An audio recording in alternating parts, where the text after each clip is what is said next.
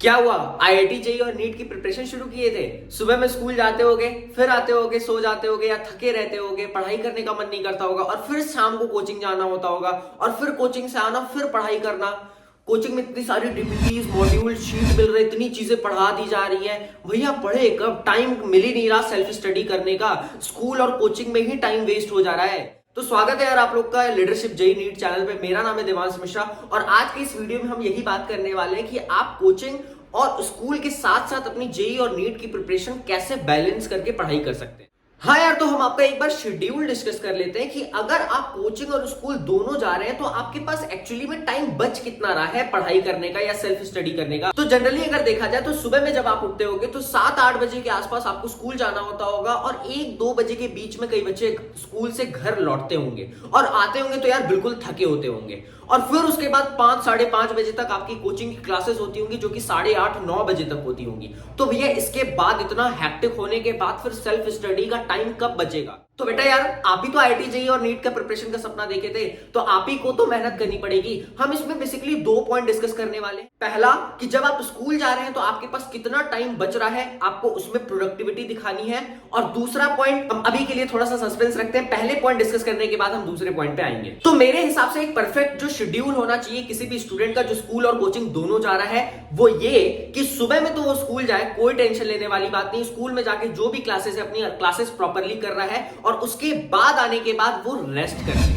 क्योंकि अगर आप 2 या 3 बजे तक जब भी आप स्कूल से आ रहे हो, उसके बाद जब आप 2 घंटे की नींद ले लोगे ना, उसके बाद आपको एक रिफ्रेशमेंट टाइप का फील होगा, जिस रिफ्रेशमेंट के बाद आप 5 बजे के बाद जो आपकी कोचिंग क्लासेस हो रही है और रात में आप कुछ स्टडी के आवर्स दे सकते हो अपने पढ़ाई के लिए। मेरे हिसाब से दोपहर का जो टाइम होगा स्कूल से आने के बाद, उसमें आप तुरंत सो जाइए और जब आपकी कोचिंग की क्लासेस, जैसे मान लीजिए 5 बजे की कोचिंग की क्लासेस है, तो 4:30 बजे उठ के तुरंत कोचिंग क्लासेस के लिए निकल जाइए और वहां जाके आपकी इफेक्टिविटी अच्छी रहेगी क्योंकि आप थोड़ा सा रिलैक्स हो चुके हैं, आपकी नींद कंप्लीट हो चुकी है। फिर 8:30 या 9 बजे आने के बाद थोड़ी देर रेस्ट करिए और 10:30-11 बजे तक अपने स्टडी टेबल पे बैठ जाइए।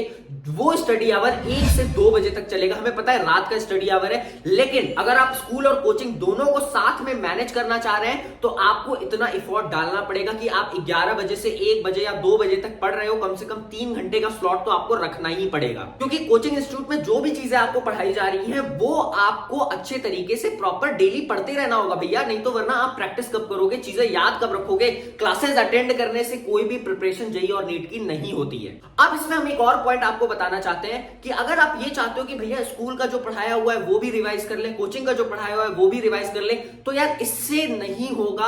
आपको कोई एक चीज को पकड़ के चलना होगा, या तो आप स्कूल को करिकुलम को फॉलो करिए या तो आप कोचिंग के करिकुलम को फॉलो करिए। तो अब बात आती है, कई बच्चों के मन में डाउट आता है कि भैया अगर हम केवल कोचिंग को लेके चलेंगे तो स्कूल में जो बोर्ड्स की चीजें पढ़ाई जा रही है, मेरे बोर्ड्स में कम मार्क्स आ जाएंगे, स्कूल में कम मार्क्स आ जाएंगे।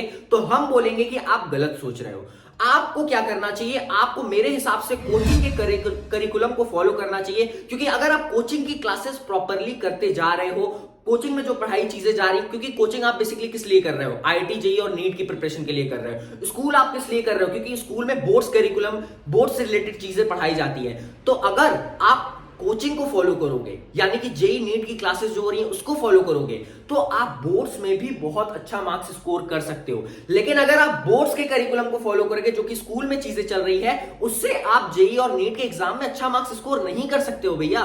तो क्यों ना कोचिंग की करिकुलम को फॉलो किया जाए, क्योंकि वो दोनों बेनिफिट देगा।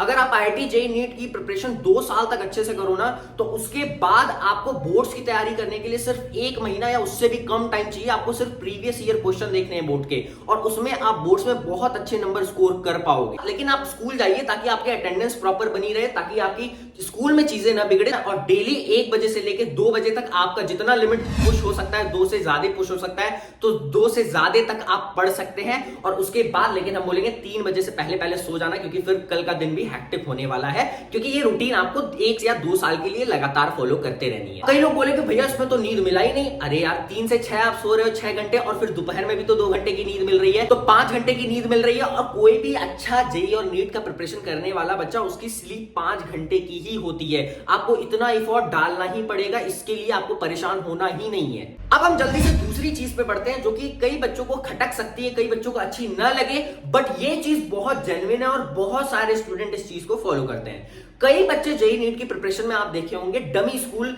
ज्वाइन करते हैं। डमी स्कूल इसलिए ज्वाइन करते हैं ताकि वो पूरा दिन कोचिंग की जो भी 3 से 4 घंटे की क्लासेस है, उसके बाद पूरे दिन प्रैक्टिस पे और जो भी कोचिंग में चीजें पढ़ाई गई है उस पे लगा सके।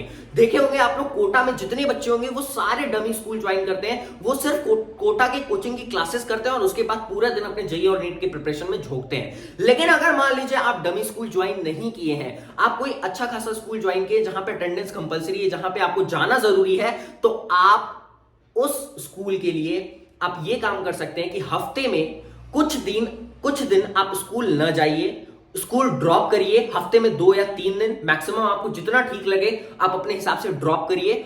और उस डे पे पूरा दिन अच्छे से जो टाइम टेबल हम डिस्कस किए हैं इस चैनल पे, हम ऊपर आई लिंक पे वीडियो भी डाल दे रहे हैं, वो वीडियो देखिए और कैसा टाइम टेबल फॉलो करना है उसको देख करके पूरा दिन, मतलब ऐसा नहीं कि स्कूल नहीं गए तो अब पता चला दोस्तों के साथ कहीं घूमने निकल गए, नहीं। कोशिश ये करिए कि जितने देर स्कूल की टाइमिंग है, जो स्कूल में जितनी चीजें जितने घंटे पढ़ाए जा रहे हैं, कम से कम स्कूल ना जाके उतने घंटे आप घर पे पढ़िए। और क्या पढ़िए? जो भी कोचिंग इंस्टीट्यूट में करिकुलम चल रहा है उसको फॉलो करिए और क्वेश्चन प्रैक्टिस करिए। तो यही बेस्ट तरीका होता है कोचिंग को स्कूल के साथ मैनेज करने का, अपने जेईई नीट प्रिपरेशन को स्कूल के साथ मैनेज करने का। यही 2 वे है बेटा। और शायद दूसरा वाला पॉइंट आपको बेकार लगे, बट दूसरी वाली पॉइंट बहुत अच्छा है। कम से कम हफ्ते में 2 दिन का गैप तो आप ले ही सकते हैं। एक दिन ट्यूसडे का ले लीजिए, एक दिन फ्राइडे का ले लीजिए। और संडे वाला डे भी बहुत इंपॉर्टेंट होता है क्योंकि उस दिन छुट्टी होती है, ना कोचिंग ना स्कूल। उस दिन आप अपना 100% देके चीजों को प्रैक्टिस कर सकते हैं जो कि वीकली पढ़ाया गया है। तो आई होप ये दोनों चीजें आपको समझ में आई होंगी। और सच बताएं, यही 2 तरीके हैं भैया जिससे आप स्कूल को कोचिंग के साथ मैनेज कर सकते हो। और कोई दूसरा तरीका, तीसरा तरीका कहां से लाओगे यार? आप बताओ ना। या तो आप स्कूल जाओगे या तो आप स्कूल नहीं जाओगे, यही तो काम करोगे ना, और क्या ही कर सकते हो। अगर स्कूल जा रहे हो तो अपने लिमिट्स को पुश करना होगा ताकि आप स्टडी आवर दे पाओ। तो ये दोनों तरीके को फॉलो करिए। और जो दूसरा वाला तरीका है वो बहुत ज्यादा इंपॉर्टेंट है, तो ध्यान रखिएगा उसका। स्कूल कुछ दिन ड्रॉप करिए, तभी आप टाइम दे पाएंगे, ठीक है? और ज्यादा भी नहीं करना है, ऐसा नहीं पता चला 2-2 महीने तक गायब हो गए, इतना भी नहीं करना है। तो आई होप यार कि आपको मजा आया होगा। और ध्यान रखिएगा अपना और इन दोनों चीजों को फॉलो करिएगा। और हाँ, वीडियो देखने के बाद चीजों को फॉलो किया करो। ये नहीं कि बस देख के हाँ ये बड़ा अच्छा लगा चले गए, नहीं। फॉलो करो, उसके बाद पॉइंट्स को लिख लो, इसको फॉलो करना है ऐसे करके। और कैसे करना है अपने माइंड में मेकअप कर लो कि ऐसे हमें चीजों को फॉलो करना है। तो अगर अच्छा लगा यार तो चैनल को सब्सक्राइब करो, वीडियो को लाइक करो, अपने दोस्तों के साथ शेयर करो जो इस प्रॉब्लम के साथ जूझ रहे हैं। मिलते हैं तब तक के लिए अगले वीडियो में। बाय। ध्यान रखना अपना, घर वालों का ध्यान रखना। बाय।